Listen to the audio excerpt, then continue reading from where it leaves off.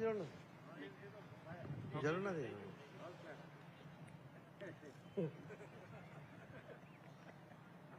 આજના કાર્યક્રમમાં આપણી વચ્ચે ઉપસ્થિત ગુજરાતના માન્ય મુખ્યમંત્રી શ્રી ભૂપેન્દ્રભાઈ પટેલજી, ગુજરાત પ્રદેશ ભારતીય જનતા પાર્ટીના પ્રમુખ શ્રી જગદીશભાઈ વિશ્વકર્માજી, માન્ય પ્રધાનમંત્રી શ્રી નરેન્દ્ર મોદી સાહેબના કેબિનેટમાં અમારા સિનિયર સાથી શ્રી મનસુખભાઈજી, ગુજરાતના નવા વરાયેલા નાયબ મુખ્યમંત્રી અને સુરતના સપૂત શ્રી હર્ષભાઈ સંઘવીજી, કેબિનેટ મંત્રીશ્રીઓ શ્રી જીતુભાઈ વાઘાણી, મંત્રી શ્રી કૌશિકભાઈ, પૂર્વ મંત્રીઓ, ધારાસભ્યશ્રીઓ, સાંસદશ્રીઓ, અલગ અલગ જવાબદારીમાં પાર્ટીમાં કામ કરનારા લોકો, સૌ આગેવાનો અને સમાજમાં વિશિષ્ટ સ્થાન ધરાવતા સૌ સ્ટેજ પર બિરાજમાન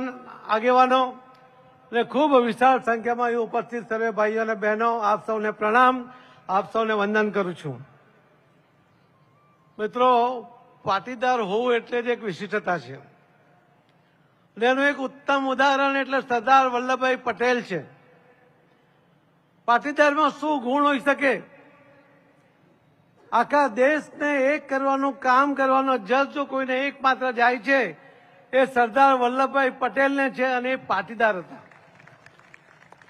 આવી વિશિષ્ટતા ધરાવતો આ સમાજ કે ગામની અંદર કોઈ ભૂખ્યો ન સૂઈ જાય એની જો કોઈએ ચિંતા કરી હોય તો પાટીદાર સમાજ વર્ષોથી સહજ રીતે એ કરતો આવ્યો છે, એને પાટીદાર કહેવાય છે. મને કહેતા આનંદ થાય છે કે શિવાજી મહારાજ, છત્રપતિ શિવાજી મહારાજ પણ પાટીદાર હતા અને એમને પણ એક હિન્દુ સ્વરાજ્યની સ્થાપના કરવા માટેનો પૂરતો પ્રયત્ન સફળતાપૂર્વક કર્યો હતો.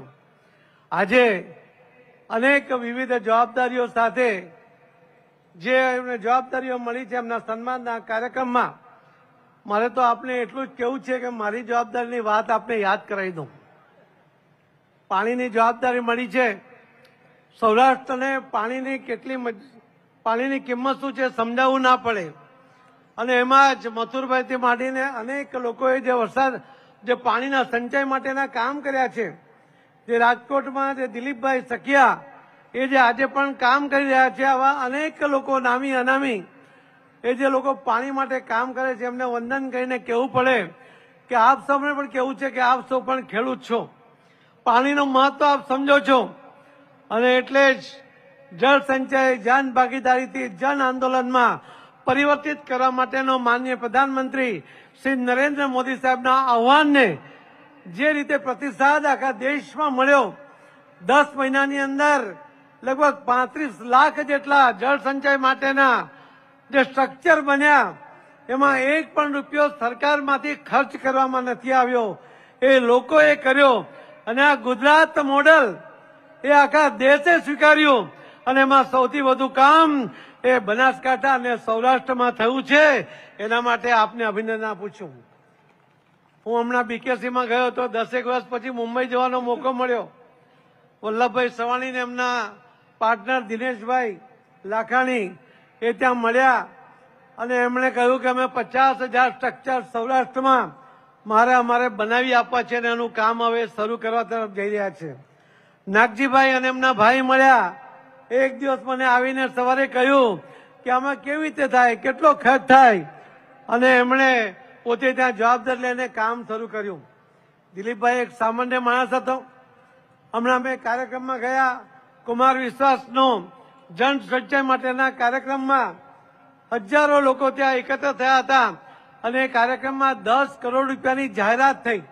અનેક ડેમ બનાવી આપવા માટેના દાતાઓ આગળ આવ્યા. ત્યારે મારી સાથે દિલ્હીથી આવેલા અધિકારીઓને આશ્ચર્ય થયું કે ખરેખર આવું થઈ શકે. અને ત્યાર પછી અમે કચ્છ ગયા, ત્યાં દામજીભાઈ અંકરવાલા એમના ફેમિલીએ એ કાર્યક્રમમાં ભૂખી નદી માટે પહેલા કહ્યું હતું સવારે કે 30 કરોડ રૂપિયા આપીશ, પણ બપોરે જયારે કાર્યક્રમમાં આવ્યા તો 50 કરોડ રૂપિયા એમણે એક નદી માટે આપ્યા.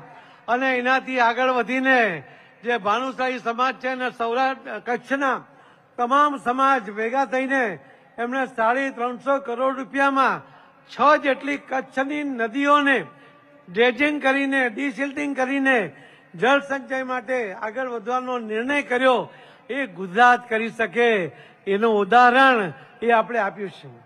જેમ હમણાં કૌશિકભાઈએ કહ્યું ને કે સરદાર વલ્લભભાઈ પટેલે કહ્યું કે મારે બીડી માટે હાથ લંબાવવો પડે, મને માન્ય નથી. આ ગુજરાત એવું છે કે જયારે હાથ લંબાવે છે તો આપવા માટે લંબાવે છે, માંગવા માટે ક્યારેય કોઈ ગુજરાતી હાથ લંબાવતો નથી. અને આ જળ સંચયમાં પણ હાથ લંબાવ્યા વગર જે કામ થયું છે એના માટે સૌનો આભાર માનું છું. અને વિશેષ આભાર માન્ય મુખ્યમંત્રી શ્રી ભૂપેન્દ્રભાઈ પટેલજીનો માનું છું કે એમણે દરેક ધારાસભ્યોને 50-50 લાખ રૂપિયા પોતાના મત વિસ્તારની અંદર જળ સંચય માટે જ આપ્યા. એના કારણે ખૂબ મોટું કામ આ વખતે થવાનું છે.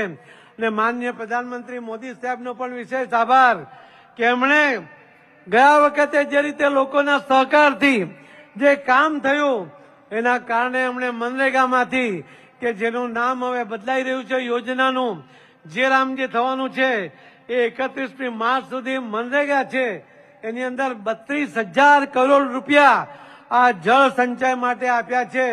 અહીં તો મુખ્યમંત્રી, નાયબ મુખ્યમંત્રી, મંત્રીશ્રીઓ બધા બેઠા છે. મારે એમને વિનંતી કરવાની છે કે ગુજરાતના કલેક્ટરોને સૂચના આપજો કે 31મી માર્ચ પહેલા પૈસા એમને મળેલા પૈસા કે જ્યાં ડાર્ક ઝોન છે ત્યાં મનરેગાના 65% પૈસા વાપરવાના છે, સેમી ઝોનમાં, સેમી ક્રિટિકલ ઝોનમાં 40% પૈસા અને સામાન્ય જિલ્લાની અંદર 30% પૈસા મનરેગાના વાપરવાના છે. આ 3 મહિનામાં પૈસા કલેક્ટરો વાપરે એની જવાબદારી મુખ્યમંત્રી સહિત સૌ આગેવાનો અને મંત્રીઓ લે એવી એમને પણ વિનંતી કરીને આપ સૌનો સાથ અને સહકાર આ પાણી માટે મળતો રહે. પાણી છે તો જીવન છે અને એને પાણીને આપણા આવનારી પેઢીને પાણીને તકલીફ નહીં પડી જોઈએ એના માટે આપણે બધા કામે લાગીએ. હું તો અહીં બેઠેલા સૌને કહીશ કે તમારી પાસે 7 પેઢી ચાલે એટલું ધન છે, એ ધન સંચય તમે કરી લીધો છે, પણ આવનારી પેઢીને પાણીની જરૂર છે. એને જળ સંચય કરવા માટે જે કંઈ કરવું પડે તે કરજો. એ જ વિનંતી સાથે આજના કાર્યક્રમમાં બધાને સન્માનિત કર્યા બદલ આભાર સાથે મારી વાતને વિરામ આપું છું. જય સરદાર.